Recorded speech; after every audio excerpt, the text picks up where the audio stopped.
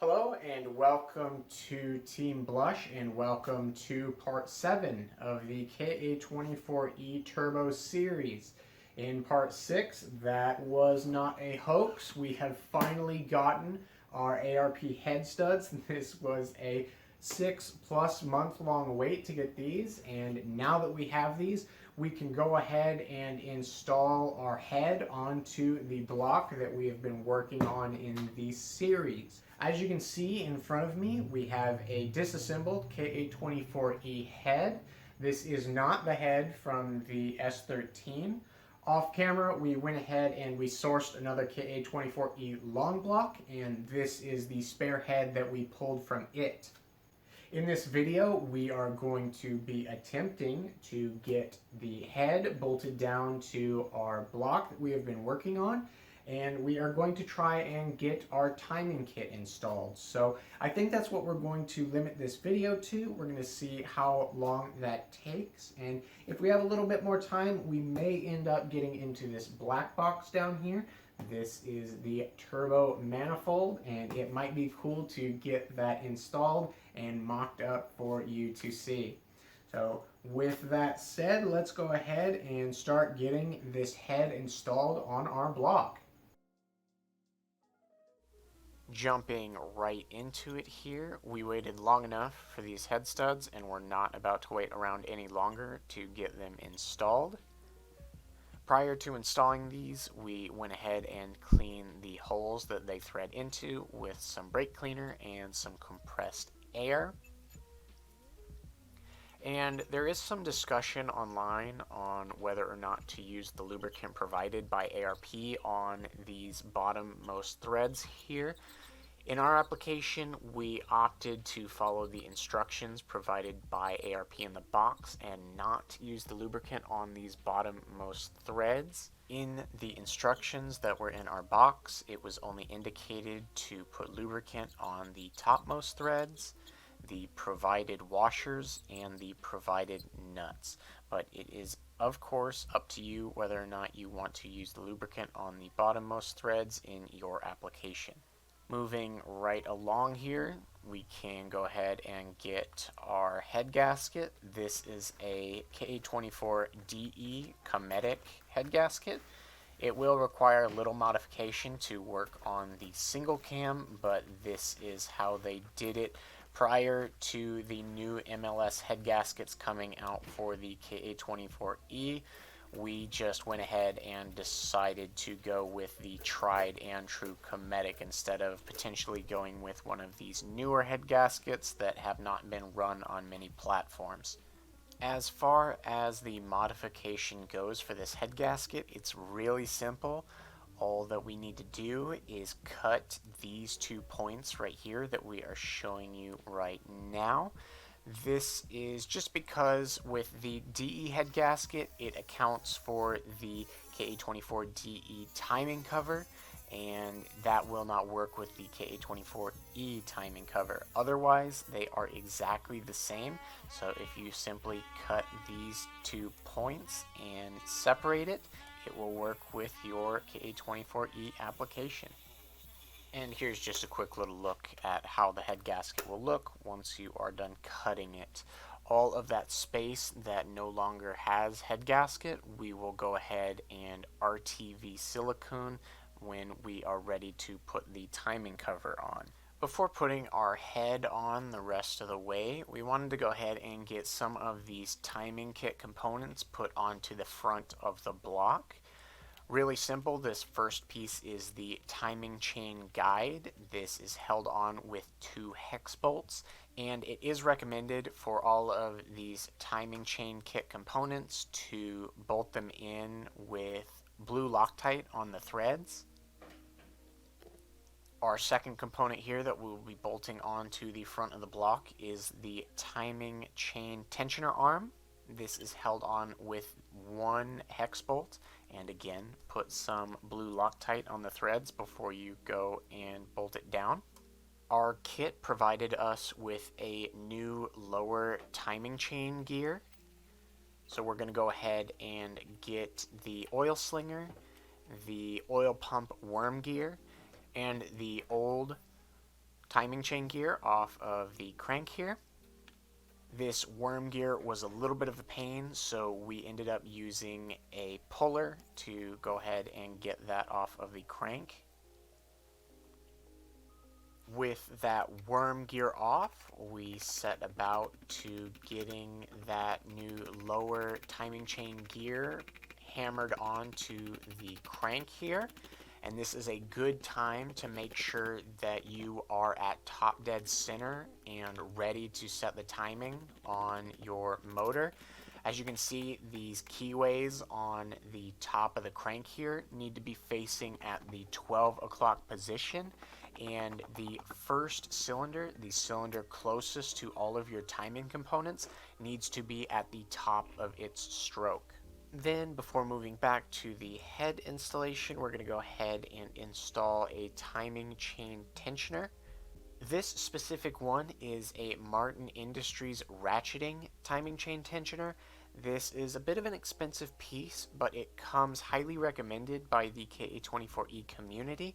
It effectively eliminates the very common timing chain rattle and timing chain slap that occurs on startup with these engines, and it's a little bit more money, but it's a really good idea to spend that money so that you don't run into that issue in the future. In preparation for getting our head on our block and getting it all tightened down, we went ahead and opened up our pack of ARP Ultra Torque lubricant. We then just brushed that lubricant onto the washers provided by ARP as per the instructions. After that, we went ahead and did our best Bob Ross impression, and we painted ourselves some happy little head studs. And with that, we were ready to go ahead and install our head on top of our block. Retrieving those lubricated washers, we went ahead and set to putting those into each of the little buckets in the head here where the studs are protruding. Then we got to installing the nuts onto the top of the studs. The threads on the nuts will self-lubricate as you thread them down onto the stud. Go ahead and tighten these down hand tight. Then you'll be following this bolt sequence to reach a final torque rating of 70 foot-pounds on these nuts. This final torque rating will be reached with 3 equal steps of tightening. So for the first sequence of tightening, you will torque these down to 23 foot-pounds. The second torque sequence will be 46 foot-pounds, and then finally we will torque it down to a final rating of 70 foot-pounds. Our camshaft here is the next piece of the puzzle. Super easy. Just drop it down into the cradle of the head here, and make sure when you are doing this that this little keyway here is facing in this direction. And make sure that this keyway is at 12 o'clock. This will come in handy when we are getting ready to get the timing chain and the cam gear on in just a little bit. As you just seen, we just poured some motor oil over the cam to make sure that it rotated nice and freely in the cradle here before going ahead and installing our cam caps. These cam caps are numbered from 1 to 5, from 1 being the front of the engine and 5 being the rear of the engine. Make sure that cam cap number 3 is properly installed because this has oiling holes. If this is installed incorrectly, it could be detrimental to the proper lubrication of the head. Here we are installing our rocker arms onto our cam caps. These will get installed to a final torque rating of 30 foot-pounds, and it will be in a torque sequence from the outside in. But before fully torquing those down, we actually want to keep these loose because we need to do a little bit of adjustment, more than likely, to the cam to get our cam gear and our timing chain properly aligned. But with that being said, once that cam gear and that timing chain are installed, you can go ahead and torque those bolts down to 30 foot-pounds. We did seem to lose the footage of us getting our new timing chain and our new cam gear out of the package, but we did get new ones of those in our timing kit. The best way to go about getting this timing chain on is to pull that lower timing gear back just a little bit. And this is the important part where you need to make sure that the tabs on the crankshaft are facing at 12 o'clock and the tab on the camshaft is facing at 12 o'clock. But you'll go ahead and get this timing chain onto this lower timing gear. Then you can go ahead and push that lower timing gear back, making sure that it is in line with your tensioner arm and your timing chain guide here. Get the teeth of your cam gear up into the timing chain, making sure that the darker link in the timing chain here is in line with the keyway on your cam gear. You'll just line it up like this, and then you will thread your bolt in. It can be a bit tricky to get this cam gear on, but if you didn't tighten down those rocker arms, you will be able to maneuver the cam just enough to slide that right on. Torque down that camshaft gear bolt down to 90 foot-pounds. We didn't have a torque wrench that would actually reach, so we ended up using an impact ourselves. And that'll be the timing system. It's really not as hard as we were thinking it was going to be, and we hope it'll be a simple enough process for you as well. Oh, and don't forget to take the pin out of your little timing chain tensioner here. Next thing here on our agenda is to get the timing cover onto the block. Beforehand, we have to get some seals on. There are 2 seals in this little baggie here that go to these 2 spots on the block. Then we'll go ahead and we will get our crankshaft seal onto the front of the timing cover here. And with those 3 seals out of the way, we can go ahead and look at getting RTV on the entire surface of the timing cover here that is going to be meeting up with our block. It's quite a messy process, but make sure everything's clean beforehand and be liberal with that RTV. We don't want this leaking in the future. With the timing cover prepared with our RTV, we can go ahead and get it squished down onto the block here. There are 2 dowel pins that can make it kind of tricky to get on, but with a rubber mallet and some gentle tapping, you can get it to sit nice and proper. When pulling the timing cover bolts off of the engine in the first place, it's a good idea to make a little diagram like this. Since all of these bolts are different lengths, it just makes it really easy for putting them back in. And make sure when you are bolting this timing cover down that you can see just a little bit of RTV coming out of the creases on the side of the block and in the area where the head meets the top of the timing cover.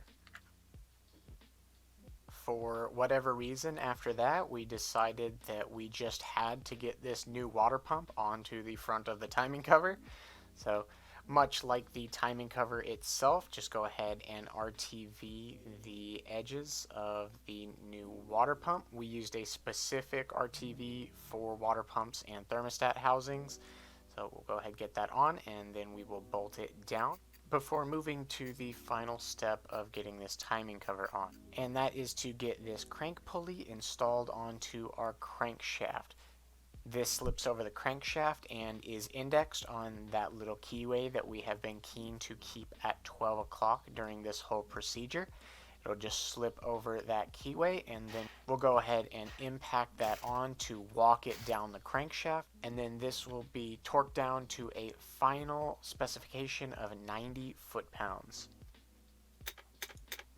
On to the last few things that we need to get buttoned up on this head here. We needed to bust into our gasket set to get these 2 little rubber half moon pieces, and we need to grab our valve cover gasket.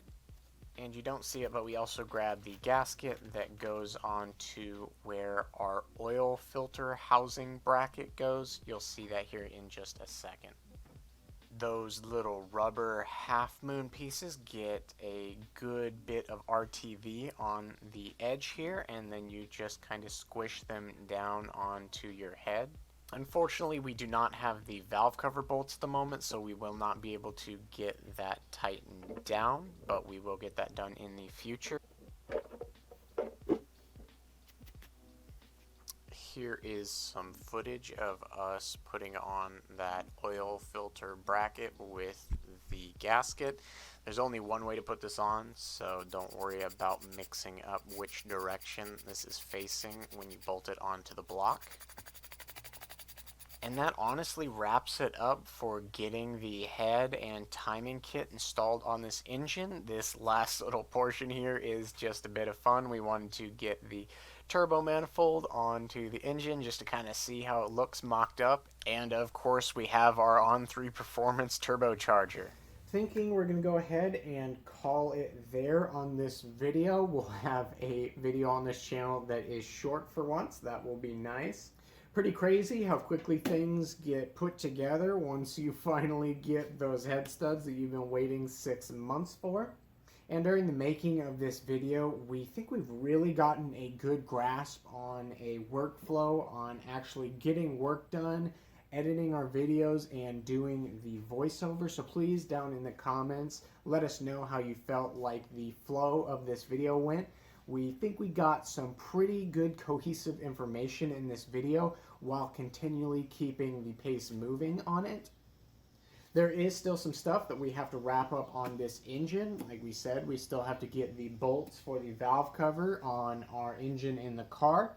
We still have to get the oil pan and the oil pickup put on. We don't want to get the oil pan put on though just yet because we still have to run our oil drain down to an oil bung in the oil pan that we are going to need to drill a hole for, as well as some other miscellaneous that we're going to have to swap over from the engine in the car over to this before we get it swapped. So we'll be looking forward to doing that here in the near future. Next video, honestly, is potentially going to be getting that engine out of the car. It is a very daunting process, so we're going to get stuck into it off camera, trying to figure out the best way to go about doing that.